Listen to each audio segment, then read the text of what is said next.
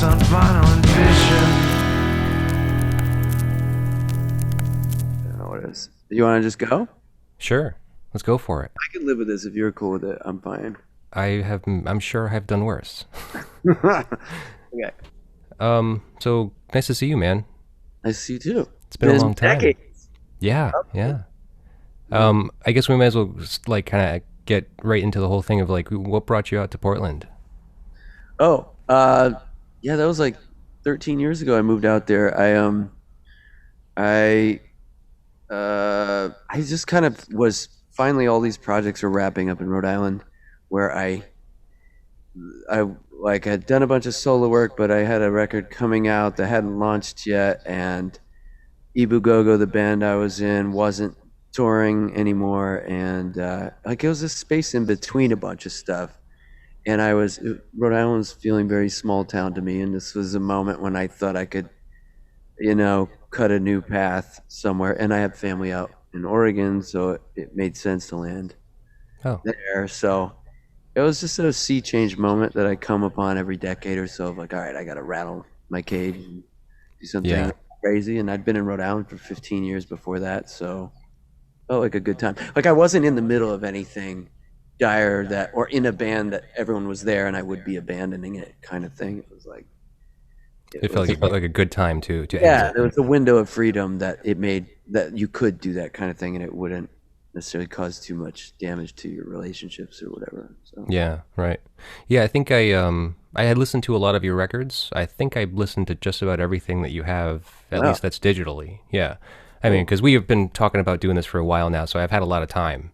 So I can't remember what record and what song it was now, but I think there was a song that you kind of mentioned that story of like kind of like getting in your car and just driving out west. Yeah, it was a little haphazard. I definitely just put stack my I took a bunch of boxes to the post office and whatever fit in my car and the rest went on the curb and I left at like I always think about it that I left at like 8 p.m., which is not a time you leave to drive across the country. It makes no sense, but it probably tells you something about my psychological state in the moment. I was like, I gotta go. So I just like Yeah. kind of left my stuff on the side of the road and took off and slept on couches when I got there. And so Wow. yeah, So you didn't even set anything up, like you didn't have an apartment to go to, like you just kind of. but I had siblings and they were all having children, and so Oh, I wanted to be there too to torment them as an uncle. And so and they were all very generous, letting me crash on their couches for probably months. I don't really remember, but it was hmm. probably a while before I landed and got stuff. But I'd gone to high school there for a year, so I had friends out there too. It Oh, wasn't okay. raw. Like of all the places in the United States, I knew the most people there, so that still compared to Rhode Island, that still made sense. Yeah. Are you not there now? You keep on saying there. Oh yeah, no, I'm not. I'm in Rhode Island right now. Oh, you are? Yeah, sorry. What the fuck? I could be at your house right Yeah, now. why didn't you just come over? No, I just got here a short while ago. I just moved back after years and years. So Oh, okay. sorry, that makes a lot more sense. I'm saying there, and Yeah, I was just like, where are you? Like in Seattle or something? Where'd you go? yeah. So it's still new to me. I'm still kind of reeling from being back here, but I'm out in Bristol right now. I'm not in like Cranston and where we grew up. Oh, okay. It Yeah, feels a little foreign to Providence, where I spent the most time, but right. it's a little bit different of a world out here. But I'm on this coast. I'm on this coast. Oh, okay. Cool, man. Well, welcome back. My brother Oscar was just out here last week. Is he? Where's he living? He's in Portland. What? Yeah. He's I been there. He's been there what? for like, I want to say like 13 years, probably. Oh my gosh, I had no idea. Yeah, we haven't seen him in 8 years. He came back last week for like 10 days. Yeah, That's yeah. insane. I had no idea, and I never ran into him. But I wasn't really out and about, and my friends were my friends. Like I didn't. It was weird after 13 years there to not have that. I wasn't very embedded in the community. Sounds like same as him, just not. Mhm. I had my friends, but they're mostly the same friends I started with there. The Yeah, exception of a couple, but I didn't feel like I was leaving my hometown per se. yeah. So what brings you back to Rhode Island? A bunch of stuff, but it's funny enough that you asked me that what made me go in the first place. It's kind of the inverse of that, but it's another it's another sea change moment for me. And I have a feeling this is a pattern where I just every I want to say decade or so, but I don't know if that's really true. But that was definitely true last time of where I just need to like upset my situation.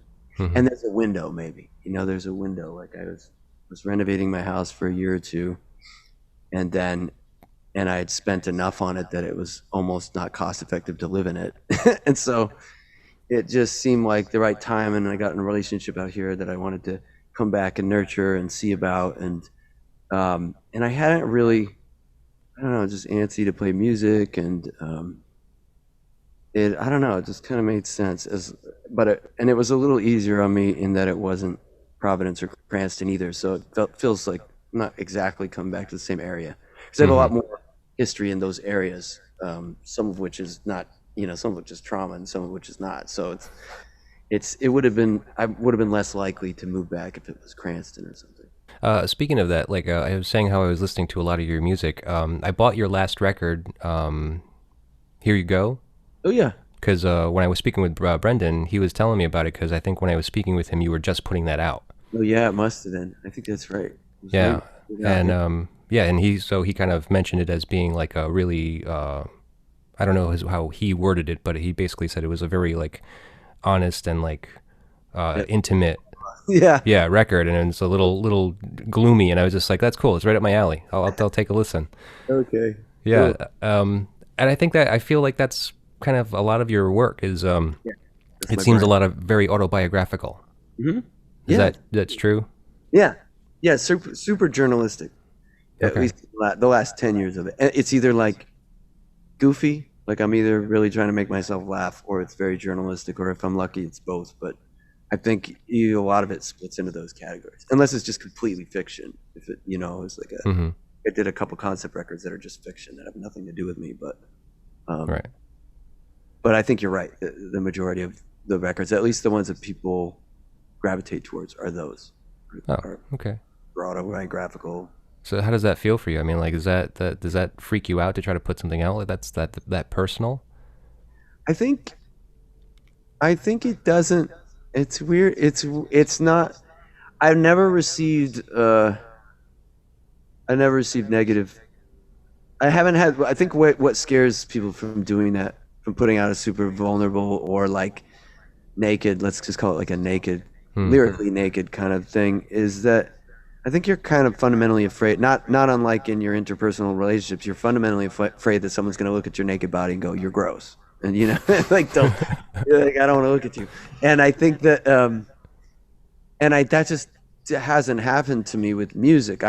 Those people probably exist, and people probably have been pretty turned off by some of the stuff I've done, but I don't talk to them. Like they haven't emailed me to tell me how much of a turnoff my personal feelings are or whatever. So I think it's only been a rewarding experience. So I've been encouraged repeatedly to be more and more vulnerable. Like if anything, and I think that's just true as people, especially as we're adults and we don't have as much, you know, uh, we have a better control of our emotions, or our emotional intelligence is higher. It's a little easier to be vulnerable and not be so afraid that someone's going to tell you you're gross, Hmm. because vulnerability is rewarded. That's a shorter way to say what I'm saying, is that in music, especially at a time when maybe the majority of the artists aren't being very vulnerable, it feels like, especially maybe pop music, like it's rewarded. The compliment is always, I like that I feel like I know you, or I like that I feel like you're being really honest about this, or I like that you expose this, uncomfortable part of yourself or something. Right, and it's relatable to people It's for the related. most part. Yeah. Yeah, yeah. If you show people your nakedness, inevitably most of them We'll show like. you their nakedness too. Yeah, they totally will. And it's like the number one thing that happens to me is I'm at shows and people will come up and tell me what's happened to them. Right. It'll be like, that song reminds me of my life because of this thing, and then they'll be very vulnerable about what happened to them or whatever. So I was thinking though, because like I don't really play music much anymore, but I found that when I try at home here and like pick up the guitar and just try to sing a song, even if it's a cover, Uh-huh. I can't fucking get through it because I get so like sad. Really? Like yeah, I get too emotional that I can't even sing. I just start to fucking cry. So I'm like, okay, I just can't do this at all. Like how does that? how does conveying such a, intimate song to you and a vulnerable song, like how can you even do it? Oh, I'm kind of psyched if it pushes me to tears. I just think that's cathartic, and if I it might be self-indulgent too, I don't know, but like if a song, it's such a success if you could play something that gets you, like that's so awesome if you could play a cover and you got to the place in some ways emotionally the same place that the writer might have got to, that it moved you to that extent is such a success. That's huge. Like Yeah. if I got to the point where I was crying, it would be a huge success because I would have successfully put myself in the place of that song, which is what you should be doing if you're performing it. If I could get to the place where the song I wrote 10 years ago still moves me in the performance, that's a feat of performance that you managed to make sure you went back to the place so you're performing it honestly. Like I would see that as a big success. Like it's a Hmm. comment to the songwriters that you're playing when you do that, but also that you're being that open that you can be moved that much. If you weren't, like, that just shows you that you're being open-hearted while you play. That's really a good thing. I think Oh, that's amazing. Sitting with it, and it's a huge success by the piece. If a movie can move me, if a commercial can move me, that's like I'm amazed that someone could direct a Burger King commercial that could get me like to tears, right? yeah. Uh, it's Well, like, when you become a parent, it becomes pretty easy. yeah, I think you're right. I think you're Yeah. right. It's anything I see with dads in it, it tears me up. So I'm kind of an easy kill if you tap on certain themes. I'm like, oh gosh. Yeah. Yeah. No, you didn't have any children, right? No, but I helped raise a child for the last 5 years or so that it Oh, very much feels like my child, and I love just like my child. And so I feel like a parent, but we're split up now. She's not technically my child anymore, right. um, but I got to experience parenthood and what it does to your heart and all these things. And so those themes all resonate very loudly with me anyway. Hmm. Okay. I invited you here to talk about, your musical background, kind of stuff that you've done musically, as well as, how you kind of got started. Okay. Yeah. So, I and I think Brendan probably covered a bunch of it. His memory, by the way, as a is way better than mine. So I actually like him to tell any uh any of Grüvis Malt's history. He's so much better than me. At least in terms of hard facts, for sure. But I okay. would say, let's see, I've been playing music for a long time. I was classically trained as a kid, and then jazz trained as a teenager when I was 15 or so. Suzuki trained as a kid, so much more ear training than sight reading. Oh, Sight reading okay. always lacked. And then Grüvis Malt was, I think, 12 years of playing in Grüvis Malt in New England. And then and doing a couple other things always on the side and stuff. But I was doing that, and I was sort of pseudo managing the band in some ways, but booking and I don't know. I was doing a lot in that band. That was a lot. And Hmm. then we were doing, I think, and then the same about the same year we stopped. Just about the same year we stopped, I started doing solo stuff. It was like technology caught up to the point where I could have some of it. And so I could finally record myself and do everything myself, sort of. So I put out 2 records in 2004. That was really just all those ideas that I'd kind of built up and just were kind of gushing out of me because of access to computer, like software that could help me manifest these ideas. Hmm. And of course, frustrations from being in a band and frustrations from being a really stupid teenager and frustrations from whatever, like my family. And anyway, I just kind of shot out these records, these first 2 records. And then I was really rapid fire for a couple of years of putting out a lot of records in Rhode Island.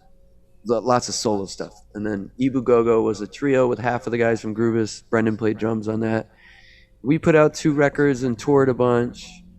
And then when that ended, that's when I was doing my first like label record for solo stuff. Might have been my last too. And I did that, and that's when I moved to Oregon. So I did that. And then I was doing just a lot of solo records over the last decade.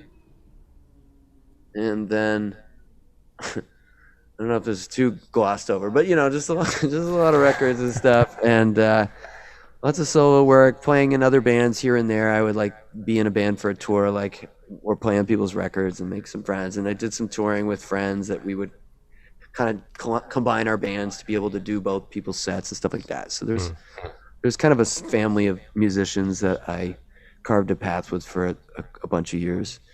And then eventually, somewhere in 2014, I joined the Deer Hunter as their keyboardist.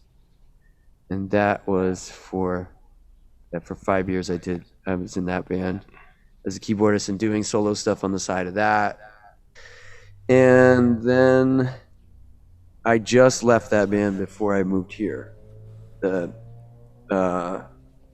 maybe 2 months ago. And now just solo stuff, and kind of random production stuff for other people.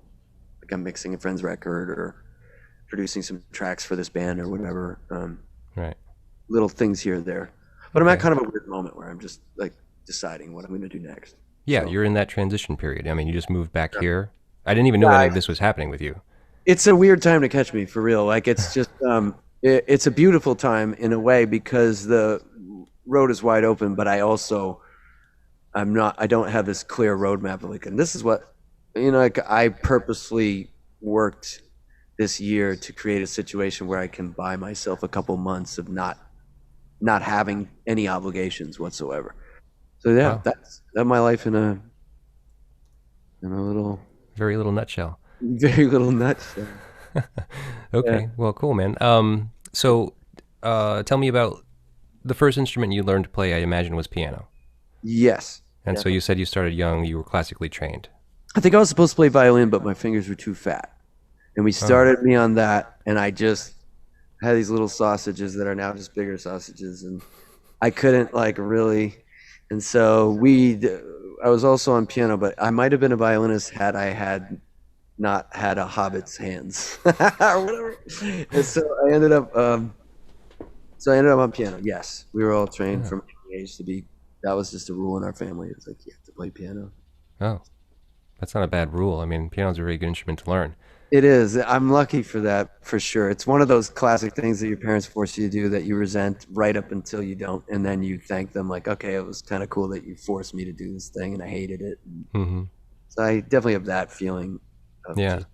And so what was music like in your house growing up? It was a strangely, extremely limited what outside music we had. Like I had access to like Neil Diamond's greatest hits, the Beach Boys' greatest hits, and Disney, and that was it. But I had a lot of catching up to do as soon as I started making friends that were grown in a more normal pop culture kind of way. That like Brendan actually is the one who I think he's the one that kind of got me into 80s metal kind of stuff, and then got me into probably Nirvana after that or whatever. Like he and hip hop and like it was friends that had normal siblings and families, not that mine aren't normal, but that were into pop culture, that educated me about that stuff. I don't have the same because I had these 13 years or so of like really specific and limited music. Yeah. So wait, is that when you met Brendan when you were 13? I think so. It was fifth grade. Okay. It was fifth grade, and it was the right age for like you to get cassette tapes or whatever. It was like his parents bought him music, and my Hmm. parents, and so, um, and I kind of lived at his house after that. Like I ended up, his parents felt like my parents for a long time, um, and he was just raised in a much more MTV household where like Yeah, yeah. because of that, I got access to all that stuff that my family wasn't as like loud about. I don't know. It was weird. It's very Yeah. weird now. I didn't know it at the time. You just think like Neil Diamond's greatest hits is all there is. That's all you need. Right. Well, so then, so you meet Brendan. He's kind of introducing you to music. What's the first record you end up buying for yourself?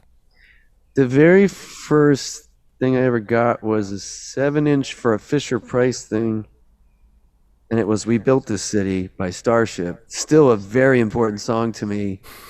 That has still influenced me for sure. Embarrassingly so, but it's just such a shiny production, and there's keyboards and synths and all this stuff.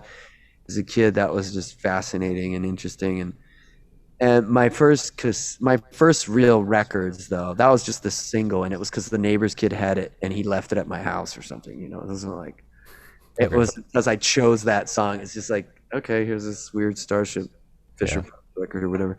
I got I think in third grade, someone gave me Fresh Prince and Def Leppard, but it wasn't Hysteria. It was Pyromania or something. And at the time, it was right when Pour Some Sugar on Me came out.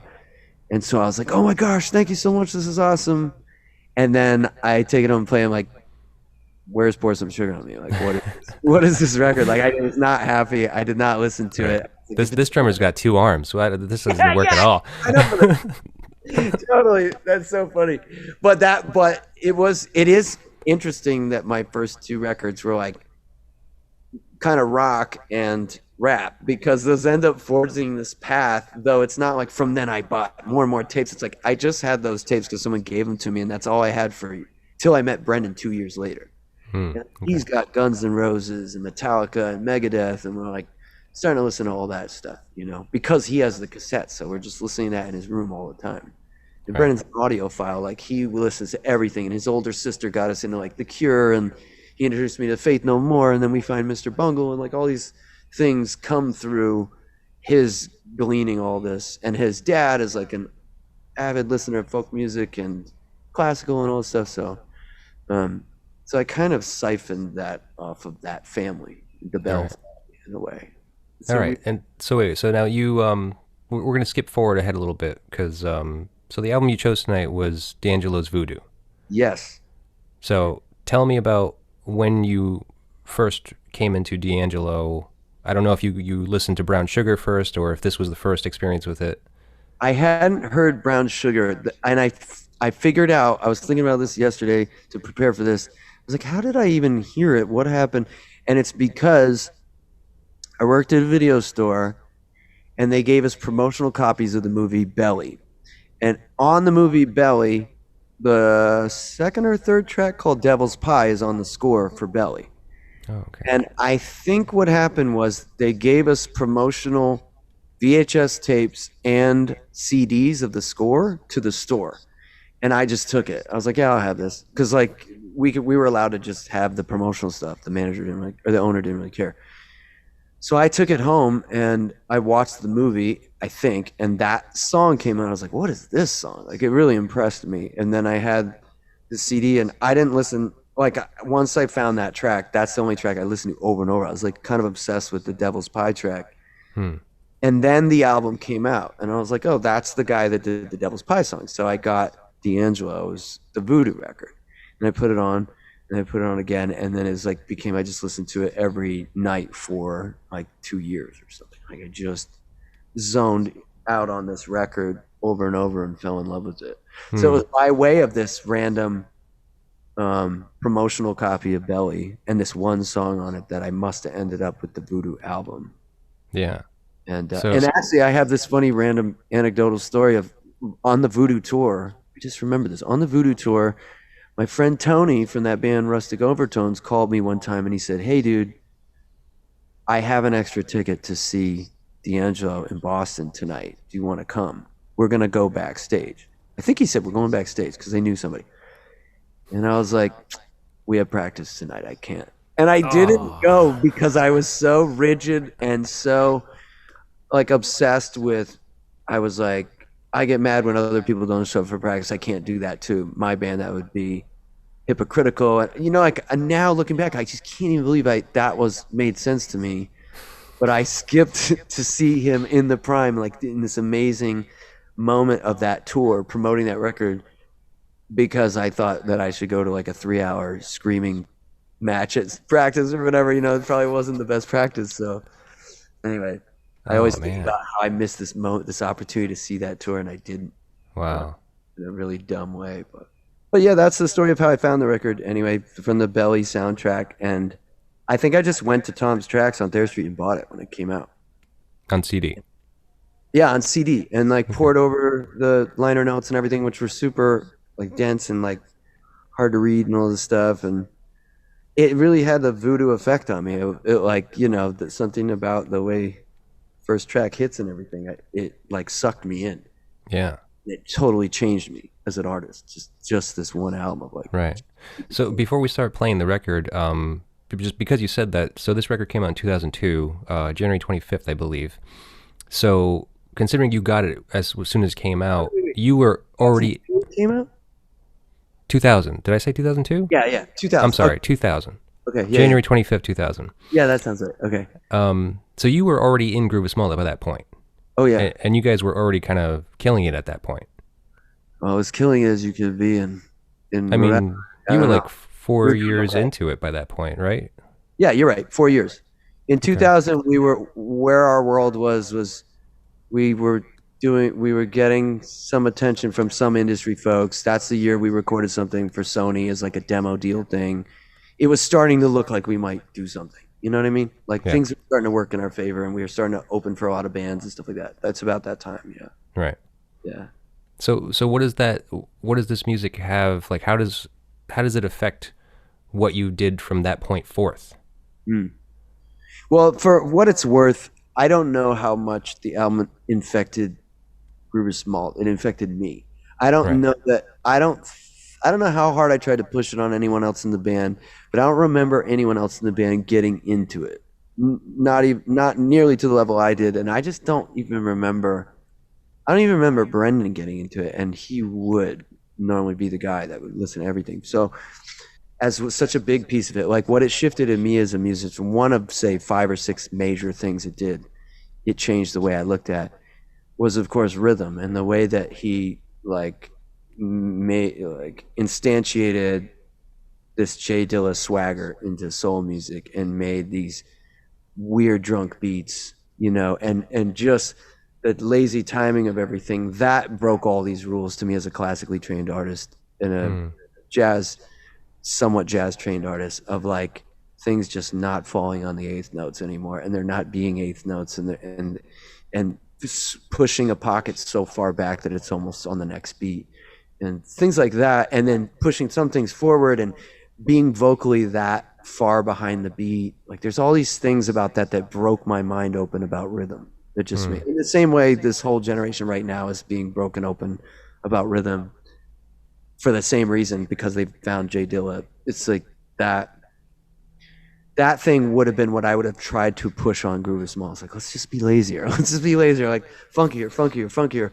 But, and so there might be songs where, but I would say vocally, you probably don't hear much D'Angelo influence on the Grüvis Malt stuff at all. Right. But it definitely came afterwards and with your solo work. Yeah, with my solo work, it's super heavy. All of a sudden, my solo work, I'm like trying to work in all these influences loudly. There's a lot of like Bjork and a lot of D'Angelo and a lot of whatever. Like, so. Okay, cool. All right, well, so let's try to get into this record a little bit. That is fucking crazy. It so is. Oh gosh. I never listened to this record until you suggested it for the show. I feel like you would love it. Did you like it? What did you think? I do like it. Yeah. I like it. I mean, it's not my favorite. It's not my style really. I mean, okay. I dig funk music. I dig some soul stuff. So I like at first I was just like, D'Angelo, this is not going to be great. But this record, I mean, like I even listened to Brown Sugar like once, and I was just like, this one's way better. Yeah, it's a whole different world. I don't know. I think it's pretty crazy. I read about the weird time signatures and like how they're like. I even saw an interview with Questlove as he kind of broke it down. He's just like, it's like I'm no theory guy. I don't know theory at all.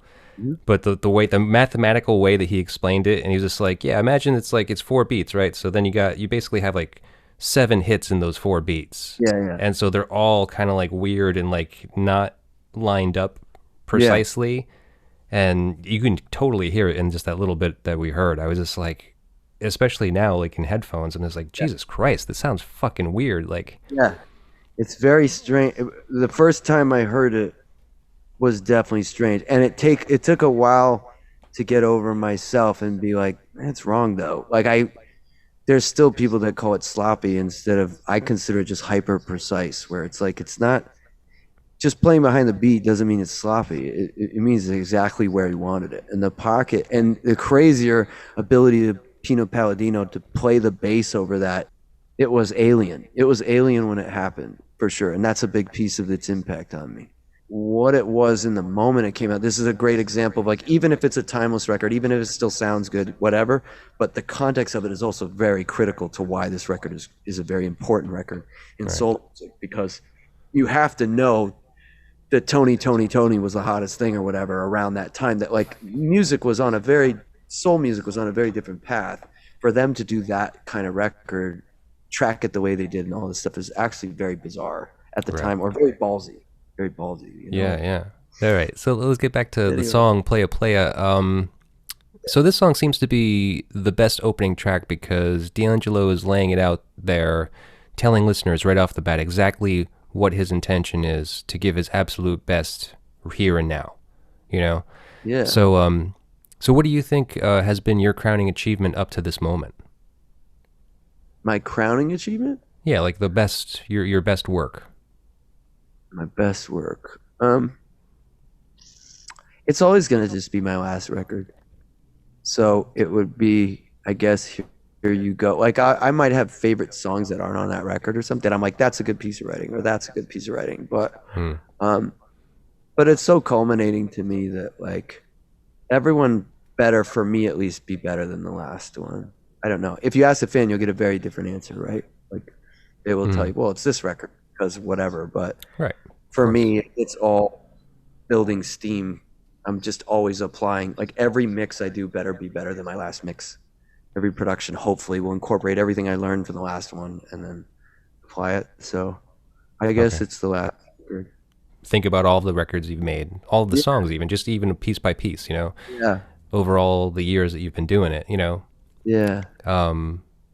So that's kind of, you know, you'd be the best person to ask. Like, I wouldn't want to ask one of your fans because they, like, what the fuck do they know?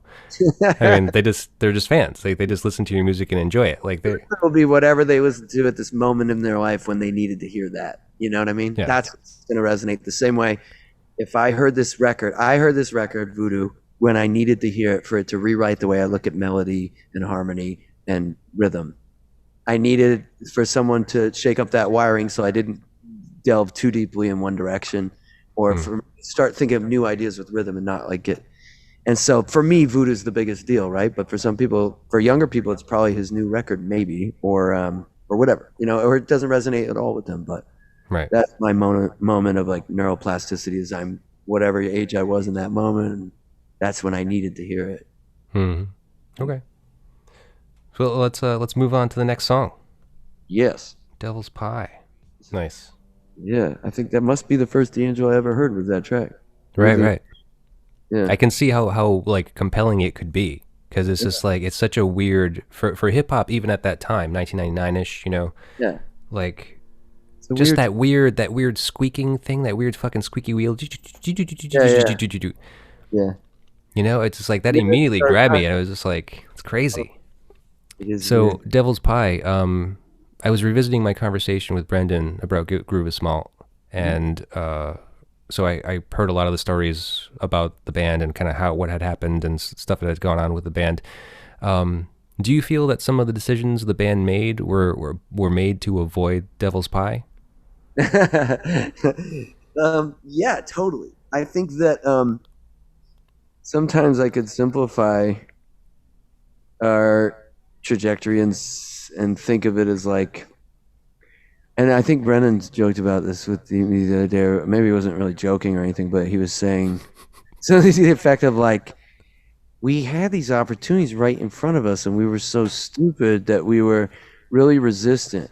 We had it in our head. I think I now feel in my older age that I really misunderstood what integrity means. I had a very naive and childish vision of what that word and what it means to have integrity. I thought integrity was about rigidity, and I think that's just all kinds of wrong now. And I think that, but I think we had these opportunities from time to time of this guy from here really liked us, or this guy wanted us to talk to his label. Like we had some labels that were interested. We had some people that were well connected trying to help us. And I think we were just so worried. But I think also really critical to understand is at that age, this is kind of pre-internet for the most part. And at that age, you're really hearing these stories of, this is also the era of major labels just completely screwing artists left and right. So there's all Mm, these stories that are starting to come out, but you're not hearing them firsthand really either. But there are these stories of, yeah, these guys, they got their record shelved for like 3 years. And they're not allowed to do anything. And these guys, they thought they were going to have full creative control, and then the producer did everything, and then he took all the points on the album, and they don't get paid. And these guys, you're hearing these stories from people you tour with and other artists, and wherever you hear stories in that era. And so we were very, very cautious about um, the man or the music industry in general right. corrupting and or taking us and like ruining what we were trying to do.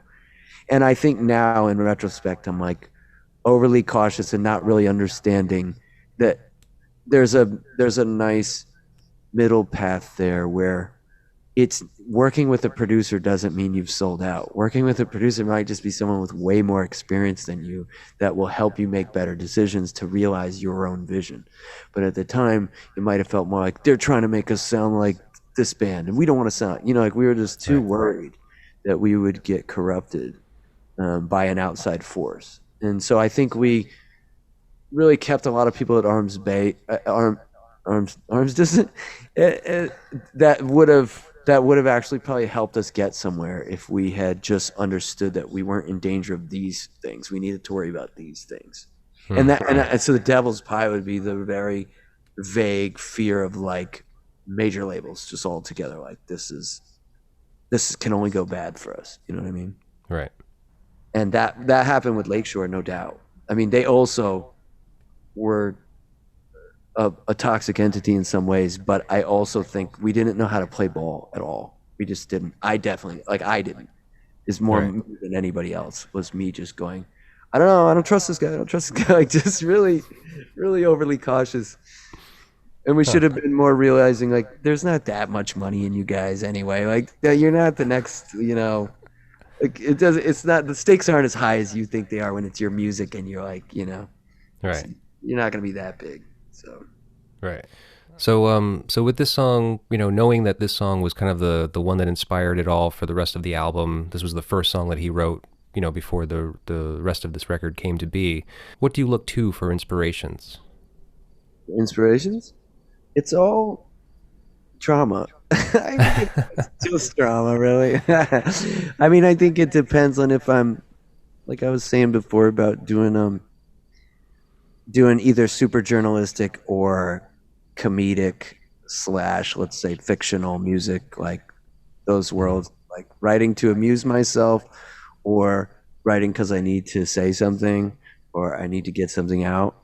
Um, that music, like those things, fiction and comedy are just inspired by whatever at the moment is funny or interesting to me. Whereas if I have to write a song, it's because something happened or because I'm ruminating on something or lately when there's not much happening and I'm not traumatized and I'm kind of enjoying life a lot more, it's like, okay, I smell this problem with people, with us, and I want to articulate it. That's the Mhm. way it is. So it's really should be easy to do in a pandemic. Like anyone should be able to comment on isolation and you know social media overwhelmingness and lack of progress in your life or insecurities around your career and stuff like that. Like these are all themes QAnon, QAnon, totally. These are all themes that like everybody could relate to and could comment on. So I'd be more likely to write about more general issues right now. But Mm. that's because I've somewhat gotten through a lot of the humps and traumas of my 20s and 30s.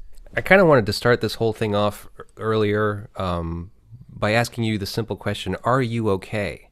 Because after listening to your music and listening to like your last record and stuff, I was just like, "Are you all right, man? Is everything okay?" Well, that's a funny. I appreciate you asking that. That's very kind of you. Yes, I am, and I would say that the irony about releasing albums about trauma is that like if the album made it out, then I'm probably through it. Like like I would still be writing that record if I wasn't. I would still be like, or I'd be on like, okay, this is gonna be a double album. Like I'm still not okay. Like if you write for catharsis and therapy, then like that's just ironic to me because that has happened to me multiple times where people go, "Are you doing okay?" And I'm like, "Oh, that song's like a year ago. Like, yeah, I'm fine. I'm done. I did that. Like that was that week or that was that year, and like I'm through it." So you're hearing me process the grief, and then I'm done processing for the most part. Hmm.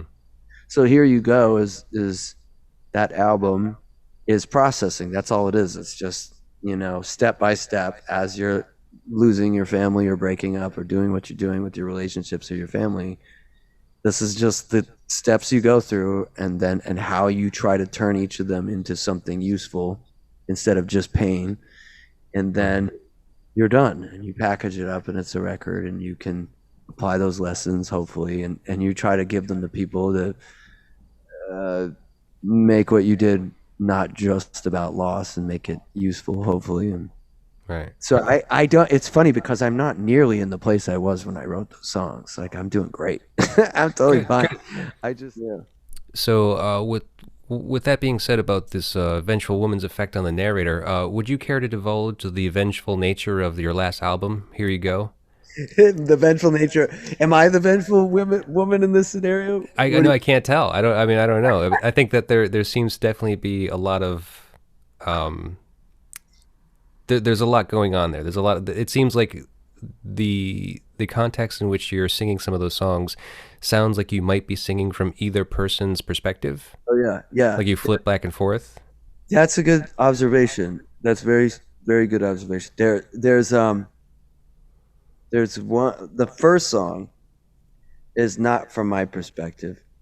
It's from sometimes in a record like that, like there's two songs in particular, or three songs really, I think, where I'm collecting multiple people and making and addressing somebody. So I might make a song like that song that's critical of myself. That's me being criticized by my partner or my ex or something. But it also might be uh, a collection of complaints by like multiple partners. It's not. It won't necessarily be just this one person that I just ended a relationship. It could be like, and sometimes that might be by verse. Sometimes it's just, well, here's a complaint that like six different girlfriends all say. So I'm just gonna have this character is gonna say this thing to you, or that's. So sometimes it's an amalgamation, or sometimes somebody I'm talking to is four different people, but that all have the same trait, and so I'm addressing all of them in a way, or Hmm. um, Okay. and so that song is the first song, I should say, is not from my perspective. It's critical of me, critical of other people like me, and it's sort of my interpretation of what my ex would want to say to me. Well, Right. what's hard about me, what's hard to be with about me, what's toxic about me, or what's painful, and then and that's what I refer to sometimes as like an empathy exercise of going, all right, let me try and write in the from the voice of somebody being critical of myself and see if I can nail that, see if I can really do that.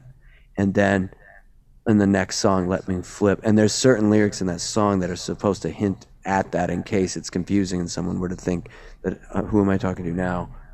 There's talking about hiding bottles, and then there's you're doing this, I'm doing this. There's kind of like this way that you shouldn't. If you pay really close attention to the lyrics, you would see that like the perspective on these incidents is changing. But so Hmm. it will start with an empathy exercise and say, let me first like criticize myself as best I can from their perspective and see if I can, and also set the audience's expectation that like this isn't just me just ranting about my perspective on things. I do diligence and point out that like this is all extremely biased. This is me, and let me do my best to try and give a voice to this person that doesn't get a voice because she doesn't put an album out. And so the first Right. song is kind of stabbing at myself and trying to teach myself something from her perspective, and then the perspective flips, and it's me going through all the stages of this separation and trying to express the pain in as loving a way as possible. But there's always bitterness under that, and there's always frustrations and humiliations and all these, really Hmm. crappy feelings. But try to make them come out as love in some way. Well, yeah, I think that that's beautiful that you were able to capture. and be humble enough to kind of allow for that other perspective to be brought into the story, and to kind of like share each other's like kind of pains and like downfalls. Yeah, yeah. Like neither person in the context of the story is completely justified. It Right. seems, it's Yeah. just like you both have faults, you both have problems. Yeah. This is just not working out type thing, and it's a very equal balance. Yeah. Totally. So yeah, I mean, I think that's very beautiful. It's very very mature and On an album very well without giving them 50% of the vocals, but like, right. but it's an attempt at least. I doubt that she would feel completely spoken for, or understood, or would it, you know what I mean? Like I can't do that with my record about my pain. Right. It's an exercise anyway to try to zoom out of a record that's extremely zoomed in. This is like very much about my feelings about things and my really subjective experience with our relationship. Right. So, yeah, but it's a hard record for sure. It was a super painful record for her to hear, and painful, especially if you can't. Just the public nature of a record itself adds a layer of humiliation to trying to hear the love in it. Would be that much harder, Right. Right. Yeah. Cool, man. All right. Well, hey, we're gonna wrap it up over here, but I'm excited to know that you're back in the state for at least a little while. Okay. Good talking, man. Yeah, for sure. Thanks for doing this. Thank I'll you. talk to you later. See ya.